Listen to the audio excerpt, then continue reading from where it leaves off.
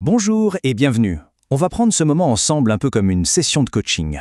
C'est spécialement pensé pour les coups de mou, vous savez, ceux qui arrivent souvent en pleine période d'examen. On va décortiquer ensemble ce mécanisme qui nous pousse parfois à lâcher prise juste avant de vraiment progresser. Et surtout, on va voir comment le déjouer. Allez, on y va. Ce sentiment, on l'a tous déjà vécu, n'est-ce pas?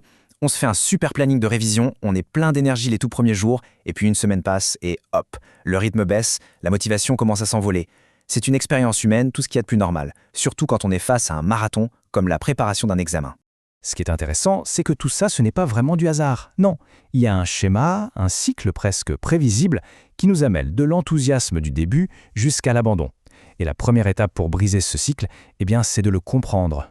Alors voilà le fameux cycle, tout part d'une motivation de dingue, cette fois c'est bon, je m'y prends à l'avance. Et puis, paf, arrive le premier obstacle, ce chapitre de maths qui a l'air d'être écrit en martien, ou ce cours de droit qui n'en finit pas. La frustration monte d'un coup, j'y arriverai jamais. Et la conclusion, on la connaît tous, on ferme le cahier en se disant « bon, on verra ça demain ». Et voilà, le piège vient de se refermer. En fait, tout ce processus, il se résume à un seul moment clé. C'est l'instant où l'on se heurte à ce qu'on peut appeler le mur de l'inconfort. C'est vraiment le moment de vérité, celui où, consciemment ou non, on décide d'arrêter. C'est là que tout bascule.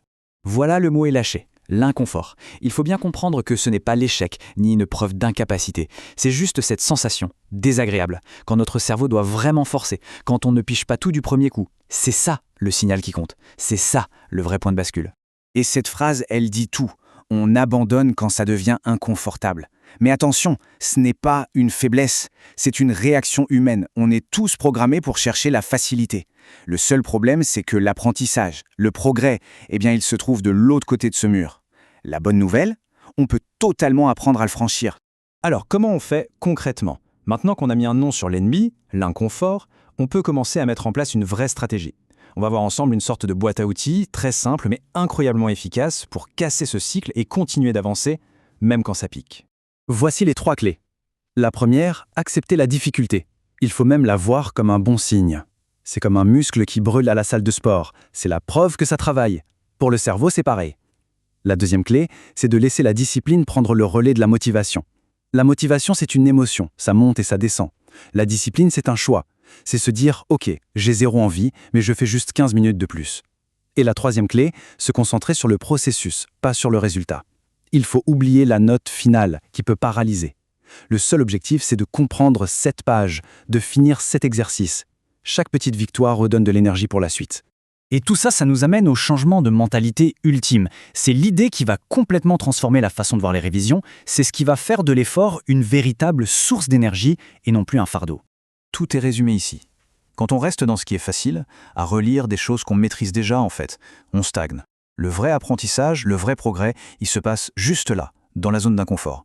Chaque fois que ça frotte dans la tête, il faut se dire « Ok, c'est maintenant que je progresse, c'est maintenant que mon cerveau crée de nouvelles connexions. » L'inconfort n'est plus un signal pour s'arrêter, il devient le signal qu'on est en train de grandir. Voilà le mantra à garder en tête. C'est la phrase la plus importante. Le progrès ne se trouve pas dans ce qui est facile. Il se trouve dans notre capacité à continuer. Ce n'est pas une question de talent inné, c'est une question de persévérance.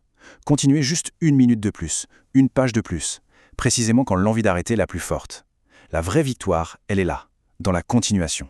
Et pour finir, une petite question à se poser. Aujourd'hui dans les révisions, quel sera le prochain moment d'inconfort? Il faut l'anticiper. Et quand il se pointera, il faudra se souvenir que ce n'est pas un mur fait pour nous arrêter, mais une simple marche à franchir pour monter plus haut.